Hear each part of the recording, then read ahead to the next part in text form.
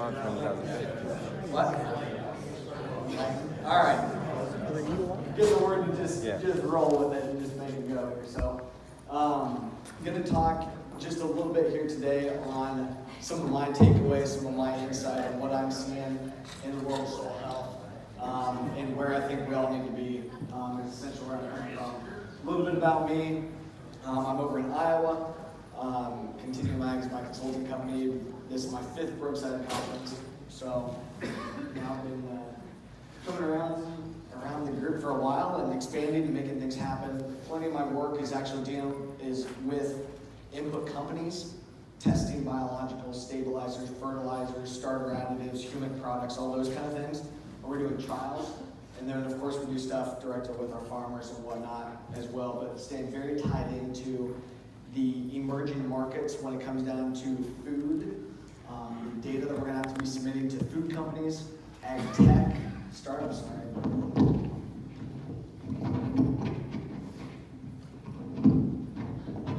Maybe that's better. Very tied in just with a lot of these ag startup companies and whatnot. And we're working with them to be able to get them boots on the ground and whatnot. And I see that a lot of opportunity there for the entire Brookside group. So we're going to get into that. Here's what I want to talk about here today. Kind of a soil health update and outlook on what I'm seeing, where we got to be going. Some of the things that I think are coming down the pipeline are already here. I'm going to show you exactly what we do with our Continuum Ag Right Way soil sampling program. And here's what I've been doing. We're having good success with it, and I think you guys can have success with it too. And then I'm going to talk about data. And my whole talk here today, was supposed to be about brand and data. And that's what everything boils down to. And we've heard that on and on and on. This entire seminar has been about brand and data. And so I've got a little bit of insight on how I think we need to come together to build up our brand, but I'm going to mostly talk about data and share some insights on what I've picked up here over the last couple of days. Overall, this boils down to the food companies and whatnot are all talking about sustainable ag, regenerative ag, whatever it may be. The purpose being is you are what you eat. And that rings true, more today than ever. And for me, it's you are what you eat, and you are what that food eats. And initially, that food is getting its food out of the soil. And that's where we come in. Okay, so who's driving this thing? We've heard about plenty of these companies here over the last couple of days. Land O'Lakes, General Mills, Whole Foods, Noble, Field to Market, a bunch of these companies that are saying we need to be sustainable, we need to implement this, we need to set up kind of a marketplace for sustainability. Okay, the whole point is tracking back to the farm, having that data connectivity. Walmart already came out saying we're going to utilize blockchain to be able to do that. We've heard about blockchain. Blockchain is essentially having all these pieces of data that are interrelated with each other, so you can't go in and screw one up without screwing up all the other ones. So it provides transparency, it provides continuity, and we have to be able to fit into that and have our data be able to play into that blockchain system, because that consumer is going to see everything all the way down through. Tying back to the farm has a positive emotional tie to the consumer. So that's why farmers markets and buying local and knowing who your farmer is. It's all an emotional kind of a system. But we're saying, hey, there's more than just an emotional tie to this, and there's more than just a label. There's actually data behind this. And the way that we raise crops, starting from better soil, is influencing the quality of that food or of that product that we're producing. For me out in Iowa, of course, it's corn and soybeans, and that's it. But that corn and soybeans is still going into an animal, or it's going into ethanol, or it's going into a product. There might be a couple more steps in the blockchain, but it's still being connected with that end consumer. So knowing how their food is produced, what are the products and management practices? So not just saying, is it organic, or is it non-GMO, or grass-fed, or sustainable, but showing a lot more of those data specifics. I think there's a lot of opportunity for us to be able to help our growers to implement their data. A lot of it's going to be coming autonomously right off of the implements. We're going to be collecting those as applieds and whatnot right out of the field, but we still have to be able to help our growers to set up, to be able to be transparent, and to be able to fit into these emerging markets. It all boils down to healthier food. Now that's why the consumer is going after organic or grass-fed or non-GMO or whatever. What do they want? They want a healthier product. Now a lot of that is a perceived value that comes behind those labels. But the difference with regenerative ag and with sustainable ag is it's not just a perceived value, but there's an actual data value that we know that we can generate by balancing our soils, create a healthier, more balanced crop to feed a healthier, more balanced food to an animal or to our consumer. Okay, here's the markets that are coming. This is out of the Noble Research Institute at that meeting, Land O'Lakes, Field to Market, General Mills, Wilbur Ellis, National Association of Conservation Districts, and many others. Boils down to, especially carbon. We've heard a lot about that. Lisa was talking about that too. We keep hearing about carbon, and it's offsetting the carbon footprint that we've kind of amassed as a whole is kind of what we're doing. And they're saying, okay, these engines and manufacturing facilities and whatnot can only clean up their carbon output by so much. But in ag, we can offset that carbon footprint at massive scale. By putting more of that carbon back in the soil, we're going to be rewarded for that. Because that's showing an impact on greenhouse gas and whatnot. We're putting that carbon back in the soil by measuring our organic carbon, organic matter, biological activity, changing up rotations, implementing cover crops and whatnot. That's what that carbon boils down to. The next couple things are that we have to clean up water quality. We have to hold more water in our soils also. There's plenty of you guys that have to really focus on water use efficiency and whatnot already. That might not have as much rainfall as some of the rest of us in the room or whatnot, and now holding more water is extremely important, and it really is for all of us. Gabe Brown talks about, it's not about how much water your farm receives, it's about how much water actually gets in your soil. We're going to be rewarded for quantifying that and improving those parameters. Same thing for water quality. We've heard about nitrogen and phosphorus is the bulk of that. So by helping our growers to utilize nitrogen and phosphorus but other inputs more efficiently, they're going to be able to report that when they're selling their product and be rewarded for it. That's how we're going to be able to help our growers make more money. The fourth one on here, that's more so what I've added in and where I think the major opportunity is, which is to improve that crop quality. That's a holistic approach to the system. Improved human health comes from improving the food that we're putting into our bodies and the food that is putting into that food. So essentially it's improving that nutritional balance in the soil, and that's really what Brookside's all about. But taking that to a more thorough level to balance the chemical, physical, and biological components of the soil. And all of that is tied directly into human health. It was brought up here today about UC Davis and some of these groups that are really focused on this. This is a big thing out in California to be able to have that direct tie between soil health and human health. There's a lot of conferences and whatnot going on about it also. That food quality component is super important because of this. We have to be able to focus on crop quality and the quality of the foods that we're producing, not just producing more. That gets us $3 corn. We saw yesterday, we might be able to turn that around a little bit, but we have to focus on crop quality. There's plenty of, and I'm talking about row crops. A lot of the vegetable crops or specialty crops are already very focused on quality, a little bit more than we are in the row crop, but that quality is going to be very important. And it's because of the picture that I've got here. This is a real-time nutrient density reader. Okay, so this is a handheld kind of unit right now. It's a group out of Washington, D.C. that's manufacturing these. And it evaluates the entire chemical makeup of any item that you pointed at. It uses the exact same technology that they utilize and point at stars and planets and whatnot to determine their chemical makeup, because every chemical, every compound on the periodic table of elements vibrates at a different frequency. This reader measures that vibration. And you can point it at anything that you want, and it'll tell you the chemical makeup of that food or of that compound. The nutritional quality, that chemical makeup of that lettuce or of that loaf of bread or whatever is coming from the soil. We can help to improve the chemical compounds of the soil, thus improve the chemical balance, the nutritional balance of the food. Those sensors that are in this little handheld deal right now that it relays the information to the app on your phone, they're putting these sensors directly in the phone. They can make these sensors for like $2 or something like that, super cheap. The guy that did this was at the Mitchell on the Plains Conference here that I was at a week or two ago down in Kansas. So putting these nutrient density readers literally in your phone, so when you're at the grocery store, you can go beep, beep, beep. This one, average. This one, no, not so good. This one, yeah.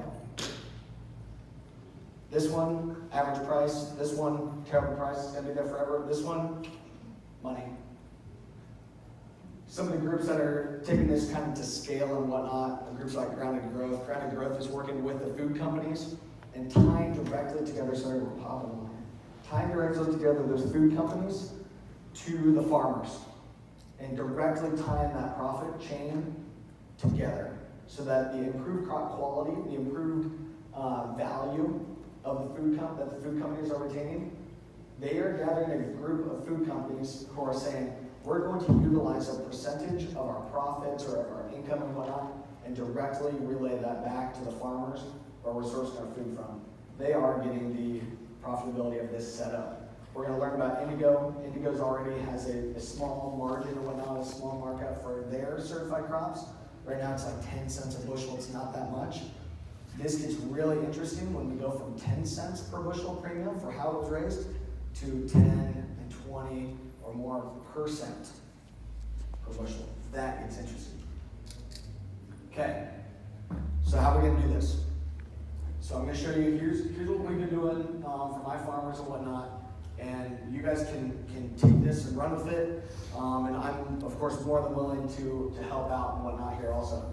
We call it a right way soil program. We utilize right zones, we call them. The Inez guys are making them for us, and I know I've hooked up a couple of you guys in the room with some of those zones. So it's essentially a souped up soil type map that evaluates the soil texture, which is that sand, soil, clay, conductivity, organic matter.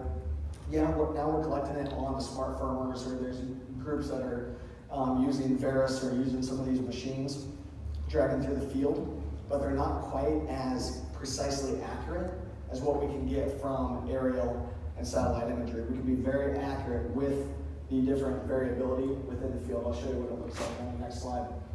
So we're starting with those right zones. In order to get good data assessment of the farm, which you guys already know about how important zones are, but these zones have really been able to help us out. I'm using SO1s and SO19. I use a SO1 on a 10-acre system, just like I know many of you are, but I'm adding in a 30-acre SO19, which is the Haney test. Okay, that gets the dollar value to work out pretty well.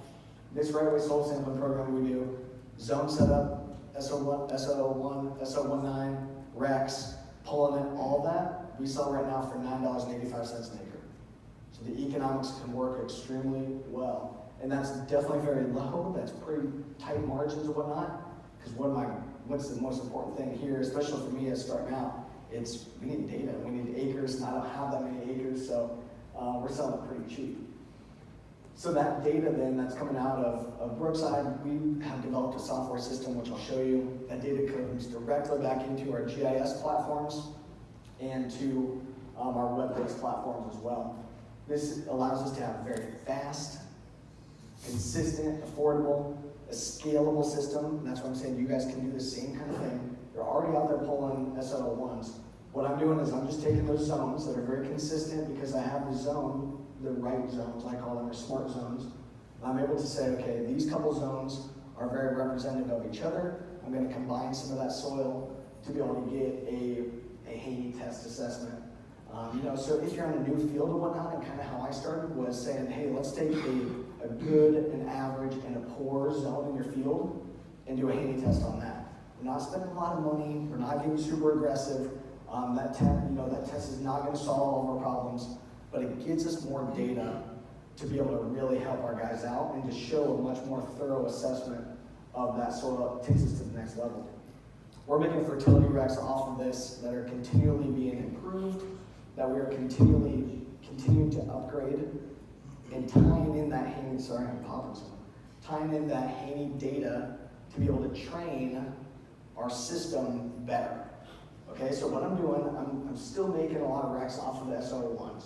Okay, so it's not that much different. than what you guys are doing now, but I'm tweaking my recommendation based on the Haney test. Okay, and what I talk about there is that the SO1 is kind of telling us the soil's intermediate assets, what should come available within that next growing season, and then I make a application decision to fit. The Haney test tells us our current assets, what's available in the soil today. Okay, so you have to account for when you're pulling that soil sample. You definitely, it's a lot better to take that sample in the spring, take it right before planting, or take it right before side dress, that kind of a deal. You can still get the data back in a week and be able to fine tune your application decisions and whatnot, and help that grower out with that added data. Make sure you guys slow me down and jump out if I'm skipping over things here. So the question is, how often are we sampling? I would love to do it every year, but probably every other year is going to be okay. But with a lot of this stuff, we're going to be changing our soils very rapidly, so we want to sample a little bit more often. We're dialing this in and learning about how we can sample, or how that soil nutrient availability changes throughout the year, because it fluctuates, it changes all the time. The nutrient availability, as you guys know, changes all the time throughout the year. In order to learn about that, I'm working with Dr. Haney and sending him weekly soil samples to be able to identify that change. So I've got some of these farms that we've pulled soil samples on 40 times this year to be able to assess that nutrient change and whatnot. So now we're taking that information and being able to scale that amongst all of our partners and whatnot. So yeah, every other year or so is probably pretty good. Another question? I see points up there in the zone. How many rows is a point representing, and what are you doing in that point? Yep.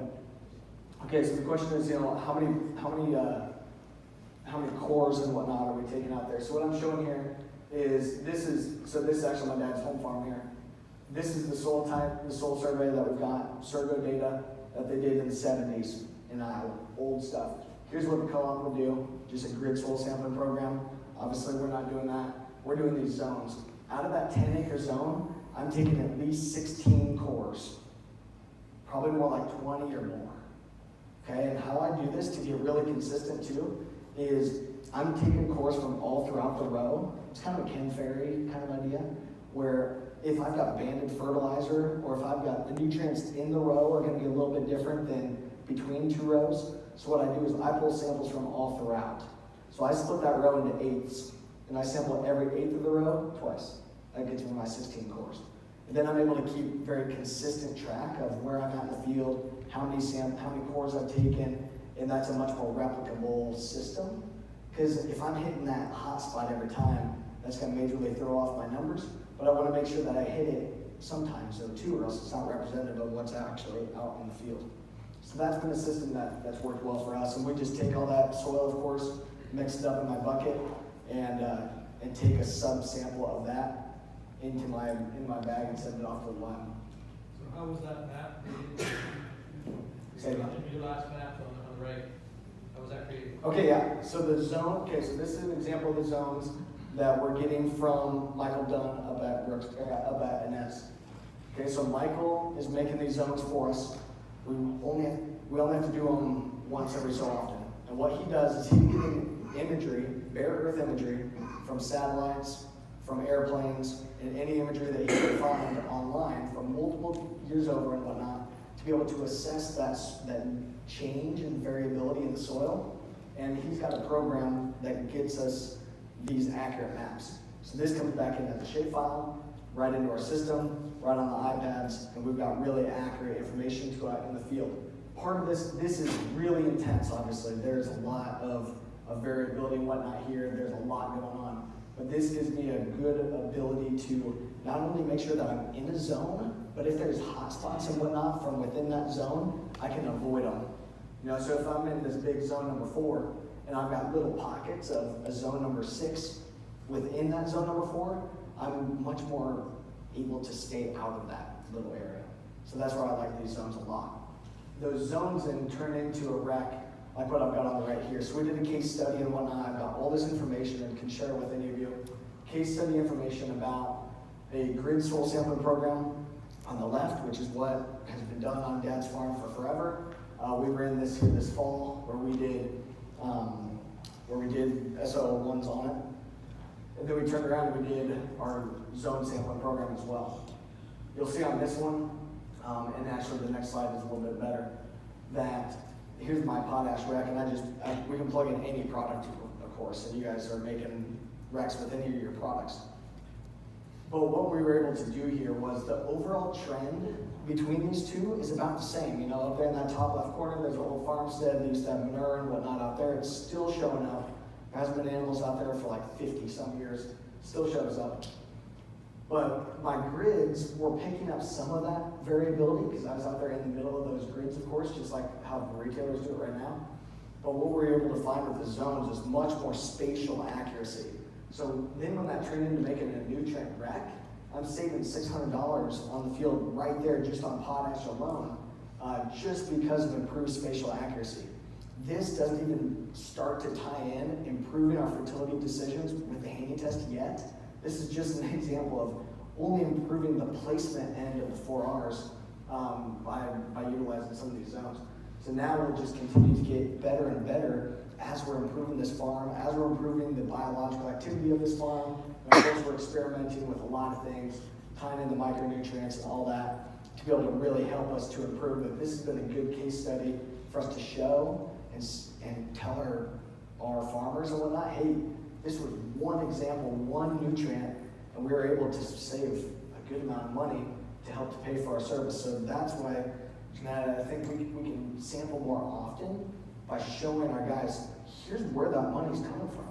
So allow me to help you to fine tune and to improve your operation that much more quickly, and here's where the money is coming from to do it. Okay, so here's really what I wanted to get into and want to have some conversation on. Make sure I don't run over time and all that kind of stuff too. Somebody give me a warning.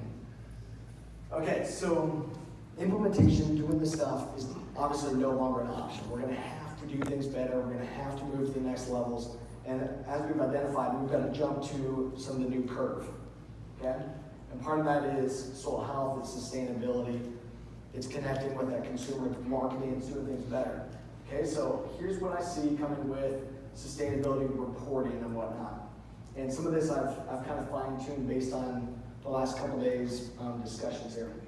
Okay, so already for organic and non-GMO and whatnot, they're collecting those management practices that fit you into these certain categories. It'll be the same kind of deal for all of us. I think it'll even be if you're in a conventional system or whatever it may be, all of that management data will be shown to Cargill or Helena or ADM or the hog producer or the ethanol plant, whoever it may be. They're going to be seeing all of that management data because it's another piece of the blockchain where they have to have all that information back down to how that crop was produced. I've been telling these guys too that even before that product's put on the farm, they're going to be tracing that product back to where it came from too. That mine, where that fertilizer came from, or where that humic acid was mined out of, or wherever it may be, they're going to be tracing that all the way back too. It doesn't just start with the farm. It's all the other pieces too. So it all boils down to the consumer needing a higher quality product, quality control, avoiding risk and whatnot. We've heard about that here the last couple of days. This provides transparency and tracking via complete connectivity through the blockchain. I typed in some of this here earlier. This came from Lisa's slides about the tough information for these guys to gather is obviously the information that we already have and that we're collecting all the time. Machine data, that'll come right off of the machines. That's as applied, going right to the cloud. We have to be able to set our growers up with that information. I think there's a lot of opportunity there, but that'll just go. The agronomic data, that's where I see a lot of opportunity for us to utilize all the soil data that we've been collecting, and we can be the gatekeeper of a lot of that agronomic data and how it goes to the end consumer. Now, a lot of that's going to be sensors, it's going to be real-time information, and that's why Alan's got some of his stuff in the back here. There's a lot of other tools that are coming also to instantaneously collect that agronomic data, and boom, it's in the cloud, it's being reported right away. The farm and field information, that's tracking back to where this crop came from. and how it all ties together, that connectivity. Indigo has a lot of things going in that aspect. Local knowledge. So local, and I take that to local calibrations of data. What's good, what's bad, how do we need to treat these certain farms and whatnot. I'll show you what our software is doing to be able to do that. Production history, we already have a lot of this kind of data. This is where there's a lot of opportunity for us to be able to help our growers to get this really hard to tackle information and help them to submit into these different programs. As Lisa brought up, we're not going to be able to go and do this on our own. We need to be able to partner with some of these groups, and we've got the data here. I'd say we're basically the gatekeepers of the data. That we do represent a lot of people, we represent a lot of acres. We can do this at scale through these organizations if we're able to have some organization of the data and be able to submit some of these things very consistently. All of this data becomes instantaneous, like we've heard over the last couple of days with blockchain, IoT, the Internet of Things, 5G, Internet, all this stuff makes the speed just incredibly quick. Okay, so we were talking about having these algorithms and having the AI and the machine learning that, yeah, right now it's not going to be that super accurate. But as we have more connectivity and whatnot, and that's part of what they're working on in Washington, D.C. too, is better internet out here in the heartland, more connectivity, all that kind of stuff, is that as we're collecting more data instantaneously off of the farm, it's training those algorithms, it's training the machine learning. So yeah, right now, how we've been since evidently in the 70s when we put together the nutrient uptake curves, what we learned here today, was that if you have X, it's on this one curve, and you plot along that curve to give you Y. Well now, based on machine learning and real-time analytics and artificial intelligence, it doesn't just give you one curve. That's the thing with AI and machine learning is it changes the curve and it plugs in as many what-if statements as you want. Okay, so here's where I'm at today. Here's what if I use a stabilizer. Here's what if I use my Biodyne product. Here's what if I use split applications. Here's what if my cover crop was 3 foot tall versus 6 inches tall. That all changes the algorithm, it changes the what if statements. All that data tied in instantaneously to be able to fine tune and make decisions on the fly. We've talked a lot about at the tech session, who's in charge of the data. Especially those really hard to collect data components, we need to be the ones that are in charge of that data. Okay, so that's opportunity for us. Okay, they need boots on the ground, they need acres for tech, for implementation. A lot of these groups are going out and saying, hey, here's programs, here's free product, join up in our groups and whatnot, and it's very low cost of entry so that they can get boots on the ground, so they can get data, so they can get acres. We already have a lot of that.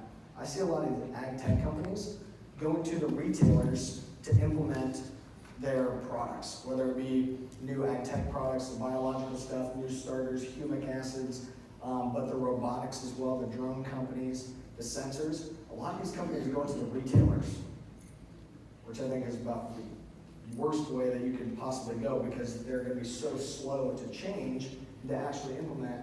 That gives us opportunity to be able to team up with these groups and be able to help them to go to market and to scale because we do have acres. I see the future of working a lot more with land management companies, with landowners, and with other large companies and whatnot, to represent these massive organizations and be their boots on the ground. Okay, so my point being, I see us helping farmers and whatnot and helping them to implement, but I see a lot more the landowners themselves will have so much autonomy and whatnot that they can just hire that in, and that's their custom applications. That's their, planter autonomy, sprayer autonomy, harvesting and whatnot. We already see what happens on the wheat run, where they're even having custom harvesting come in. So I see a lot of that to automate this entire system.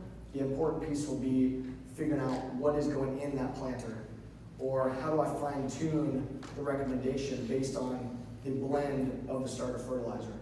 How do I fine tune the recommendations, change the algorithms to be able to optimize and be able to make sure that we can dig through that data and have that data speak to the higher pieces of the blockchain? That's our opportunity.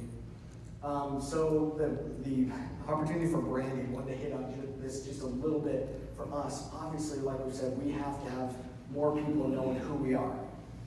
I've got a couple different podcast things going on. One of the reports that I got back from Minnesota Public Radio that I'm doing a deal with, they had a very, very thorough assessment of farmers and whatnot and how they use social media and all that. The number one social media source for a farmer is YouTube. And on one of their reports said 72% of farmers go on YouTube monthly. Brookside has 7 videos on YouTube. That's my opportunity. And I have a long way to go too. I've got a couple hundred on there, but we have to have tons more. Their number 2 item was Facebook. 34% of farmers on Facebook. Number 3 item was Twitter. 8% of users on Twitter. But I see that as a big conversion rate. People who are very much paying attention. I think that's an opportunity for us to be able to brand, to be able to have some resources together to say, hey, we are the gatekeepers of a lot of this information.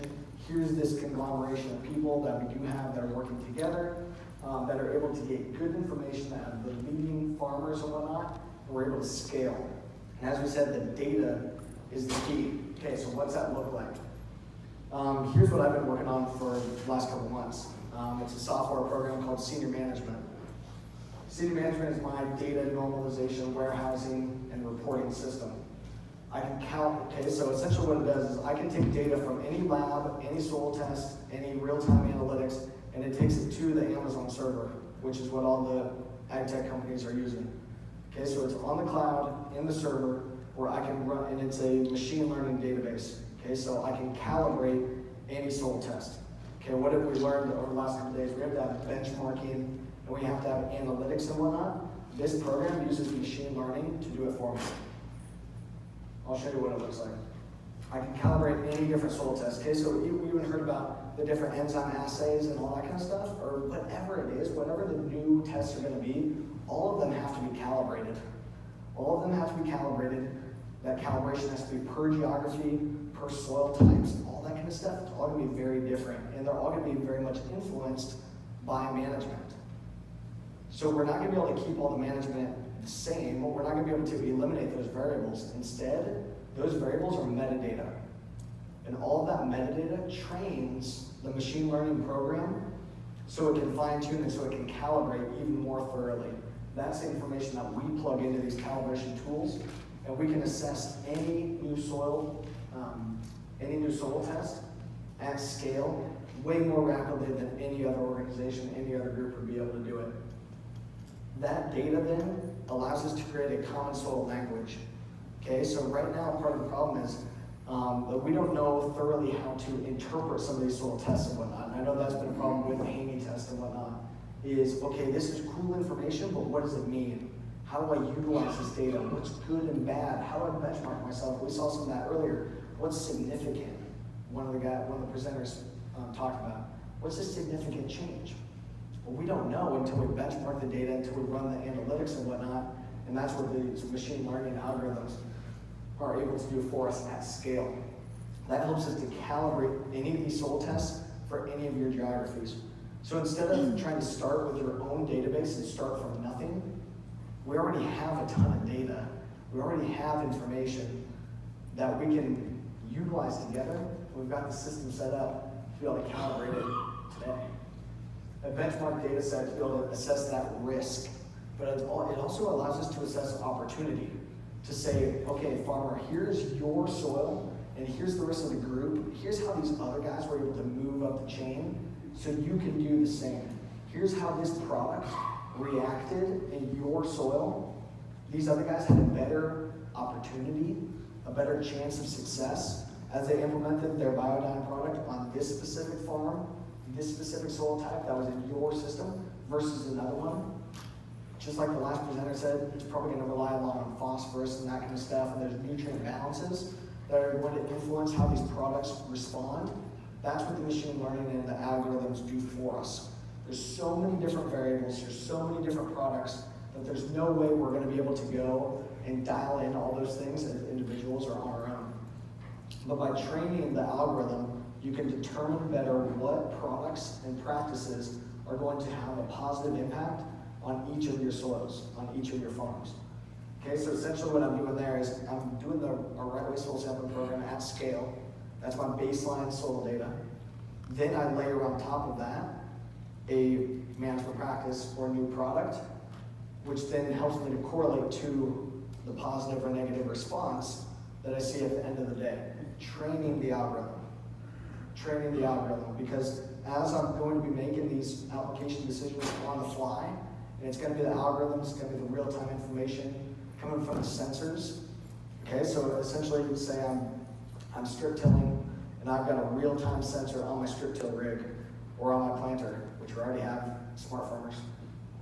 As I'm dragging that implement through the field, it's collecting real-time data that goes to the cloud, the Amazon server, where our data set tells it, okay, here's your information, and we run the algorithm, the what-if statements, and it relays back a real-time application decision multiple thousands of times per second, or however fast the sensors will be able to collect data. Okay, so that algorithm, though, has to be changed based on what product is in the mix, or how big is my cover crop, or how long has this farm been tilled, or how active is that biology, how are those enzymes functioning and whatnot. Those are going to change the real-time algorithms. So we're able to take all that information right now through the system and be able to do comparative analysis over time. To say, here's where you started, and here's the progress that you've made as you've been able to implement and improve your farm. Kind of like what the Soil Health Partnership was, what they're trying to do. Okay, so here's a little snapshot of what it looks like. Okay, so this is the output here now. I've not spent much money on this yet. There's a lot that needs to go into it. The first things that you see, so this is a instantaneously sortable system and whatnot that's online, where we can sort through our data and be able to run some of the analytics. The first things that you see are the nutrient balances, and that's what it all boils down to, is creating balance in the system. That's why the data can speak in our different soils, is it all boils down to creating balance in the system. We see just a couple of the basic balances on there, but we can plug in any of them that we want, because we're collecting whatever data you want. Then you see a couple of these, other just soil parameters and whatnot, CO2 coming from the Haney test, organic carbon, organic nitrogen, pK, pH, organic matter, whatever you want. And what this does is the blue line, I don't know if you can see the pointer, but the blue line is the group analytics. Okay, right now that's the entire data set, and this shows me my 50th percentile of my entire data set. That'll be all editable. It'll be sortable based on management data, so I can sort my farmers only versus Rob's farmers only versus all of Brookside farmers only versus other labs or whatever it may be. So I can run comparative analysis of my farm versus whatever subset of data that I want. Okay, so there's multiple organizations that are doing this for yield and doing this for other parameters. Now we can do it for the soil. The red line is my field average, so I can see where my field is compared to the group. The dots are the individual zones within the field. I can see variability. I can sort zone by zone to monitor that one zone progression over time. And then the green line on the far right, that's a target, which is all completely editable and whatnot. That's going to have to be editable per geography, per different crop, different yield goals, all that kind of stuff. And the machine learning helps us to train those desired parameters.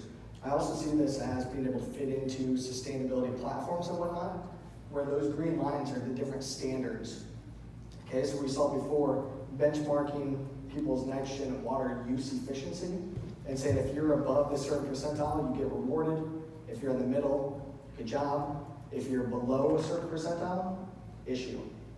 We can put in those same kind of parameters with these markers here as well. Slow me down if I'm going fast. Okay. Why is that all important and whatnot, and where it goes? Okay, so we have to consistently evaluate farmland and whatnot, and that was talked about before, is that we have to create a consistent process to be able to do some of this. And I think it doesn't all have to be, not everyone's going to do everything exactly the same, or utilize all the same inputs, or utilize all the same technology, or whatever it may be. But all we have to do is keep track of all of those variables, because all of that is metadata, which trains the machine learning. So that's how we can have all of our uniqueness, but still get the data to speak together.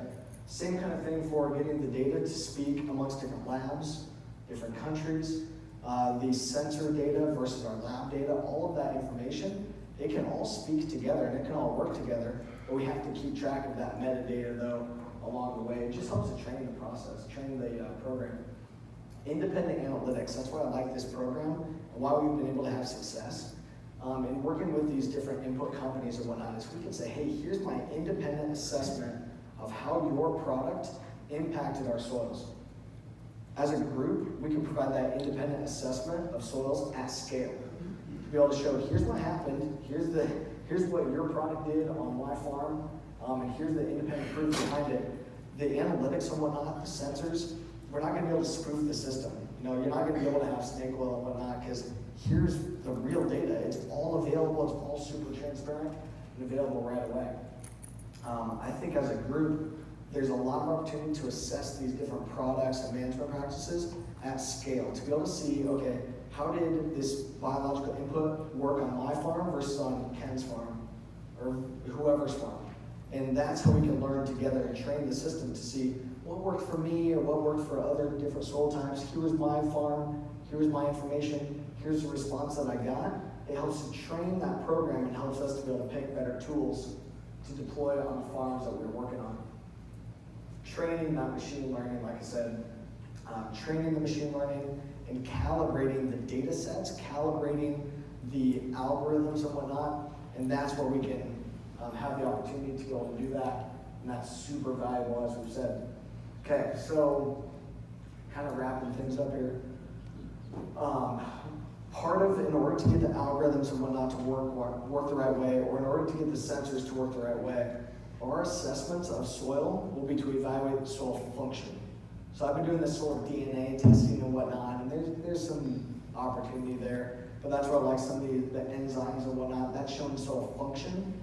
Okay, so the whole point being there is as I take a sensor through the field, it'll tell me what's available right now. If I understand the soil function, it'll tell me what's still to come available and when it will come available. And then we know what's our desired, what's our target area before, and where everyone else is essentially going to be right now, is to take that sensor data and say, here's what I'm at right now, here's where I want to be, fill the gap with the fertilizer application. But if you know the soil function, that makes up for part of that gap.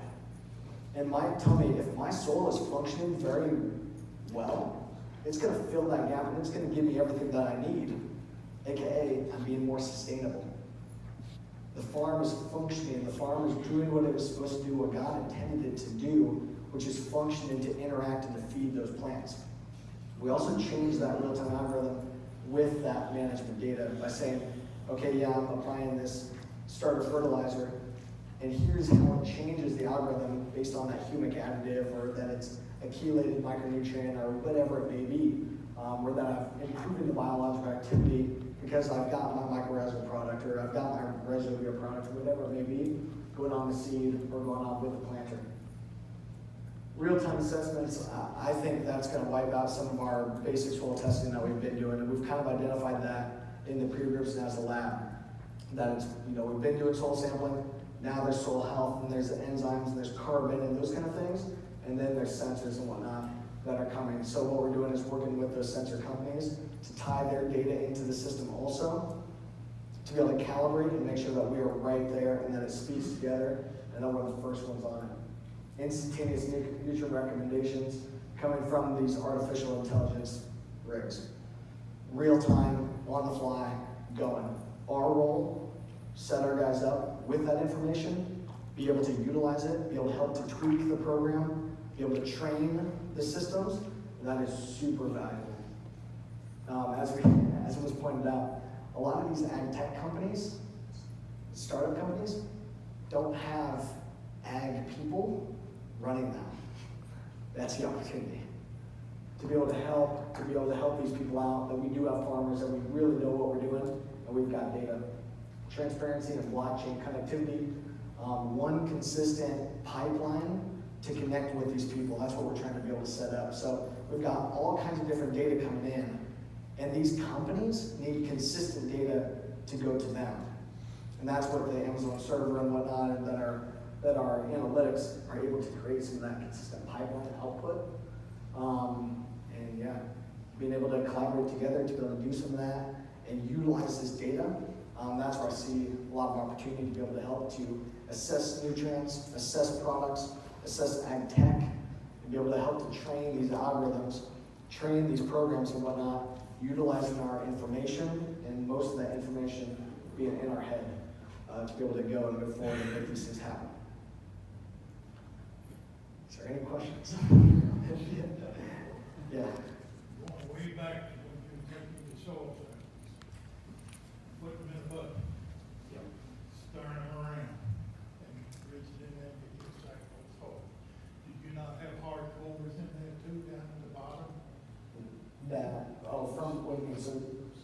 Some of your soils, my soils, may have a hard core down into the lower part of 6 inches or so, you just can't break up. How do you get an accurate sample? Yep, so I think, okay, so the question is how to get an accurate sample, especially if you have different layers and whatnot. So I think you definitely, each soil is going to be very different and whatnot, you know. So if you're only able to get, you have to have a 2-inch sample, and then you have a deeper sample or whatnot, and assessing that separately, you'd have to do some of those kind of things. The sensors and whatnot are going to be able to pull from just that one consistent area. So that's where I think we have opportunity to utilize our boots on the ground knowledge of how our soils react, so we can get a good assessment. You don't mix that up good, and how you get it that's representative sample? Right. I mean, it's no more than throwing it up in the air and stick your suck out what you sample. Right. So what I do, I crumble that up and I make sure that it's good and thorough, and I think that's one of the big keys here is making sure that we have good data going in, good soils, good consistency going in, to get good data out, because this stuff is, you know, it does get pretty expensive. So we've got to make sure that we have those good, consistent samples, like I said, and taking our time. And I think that's why there's opportunity for us that are going to take the time and get a good sample versus some of the competitor that's trying to just get it done, and they don't really care about having good data. But good point. I don't know how much time do we have.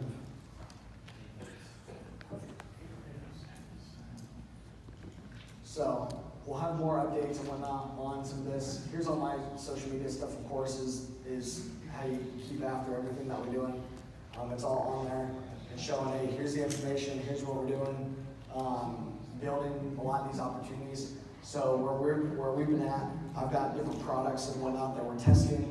We need new farms, we need new soils to be able to test this information on, test these new products, new stabilizers and whatnot. Like I said, I'm not actively on a lot of acres like a lot of you guys are. We're just getting going, just getting started. But we have a lot of products, a lot of tech that need to be evaluated in different soils and in different farms and whatnot. Same kind of way that Lisa said that she's doing it. You know, we don't have to have a lot of hardcore replicated trials. The point of the replicated trials is that you're evaluating, you know, this one versus this one versus this one. I think that's good. I think those are good and scientific. But by bringing in the data, everything is a trial. And you understand, based on the data, why something responded the way that it did. So you have the spatial variability within the field. And as we're able to assess that spatial variability, it helps to make those inferences on why did a product respond or not respond based on that spatial variability. So everything becomes a trial. Everything becomes collecting data and improving these algorithms and improving our operations, improving our opportunity to help our farmers and to continually expand and make progress every single decision that we're making and that they're making. But yeah, happy to share more and whatnot anytime. And thanks for having me, and hopefully we can keep working together and make some things happen.